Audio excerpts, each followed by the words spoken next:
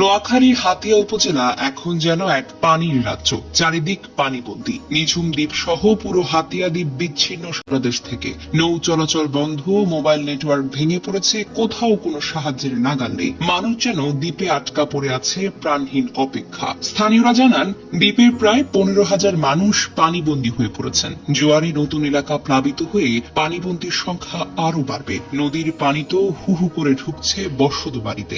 কয়েক ঘন্টার ব্যবধানে নিচু এলাকার ঘরবাড়ি, সড়ক, দোকানপাট, এমনকি স্কুল পর্যন্ত পানিতে ডুবে গেছে।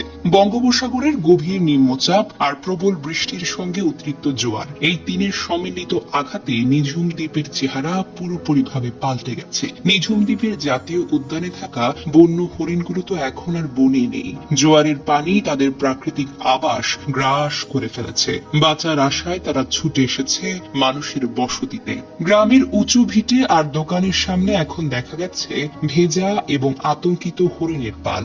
অবিশ্বাস্য হলেও সত্য, এই সংকটে মানুষেও পাশে দাঁড়িয়েছে হরিণদের।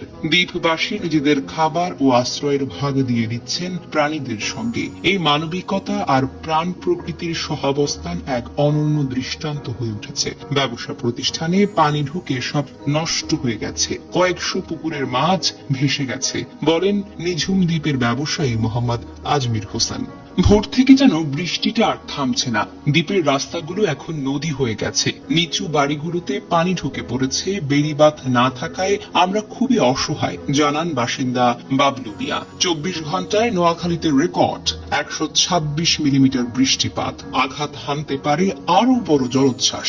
স্থানীয়দের সতর্ক থাকতে বলা হয়েছে। গত বছরের বন্যার ক্ষত এখনো কাটিয়ে উঠতে পারেনি এই অঞ্চল। এর মধ্যে আবারও বন্যা, পানিবন্দী মানুষ, হরিণদের উদ্বাস্ত হয়ে যাওয়া। এই পরিস্থিতি মানবিক বিপর্যয়ের রূপ নিতে পারে যদি দ্রুত সহায়তা না আসে। দ্বীপবাসীদের পাশে দাঁড়াতে হবে এখনই। ত্রাণ ও চিকিৎসা সহায়তা পৌঁছাতে হবে জরুরি ভিত্তিতে।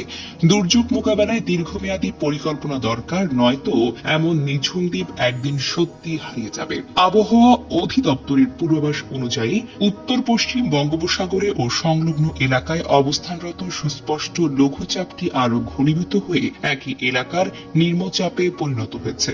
গত 24 ঘন্টায় নোয়াখালীতে 126 মিলিমিটার বৃষ্টিপাত রেকর্ড করা হয়েছে। হাতিয়া উপজেলা মৎস্য কর্মকর্তা মোহাম্মদ ফাহাদ হোসেন ডেইলি স্টারকে বলেন, অস্বাভাবিক জোয়ারে নিঝুম দ্বীপের বিভিন্ন মাছের খামার ও পুকুরের মাছ ভেসে গেছে। নির্দিষ্ট সংখ্যা খোঁজ নিয়ে শুক্রবার জানানো হবে। ইউএনও মোহাম্মদ আলাউদ্দিন বলেন, উপকূলীয় এলাকার 3 নম্বর স্থানীয় সতর্ক সংকেত জারি করা হয়েছে। সার্বিক পরিস্থিতি পর্যবেক্ষণ করছি। সম্ভাব্য দুর্যোগ মোকাবেলায় সব ধরনের প্রস্তুতি নেওয়া হয়েছে। আশ্রয় কেন্দ্রগুলো প্রস্তুত রাখা হয়েছে। অস্বাভাবিক জোয়ারের কারণে নিঝুম দ্বীপ প্লাবিত হয়েছে।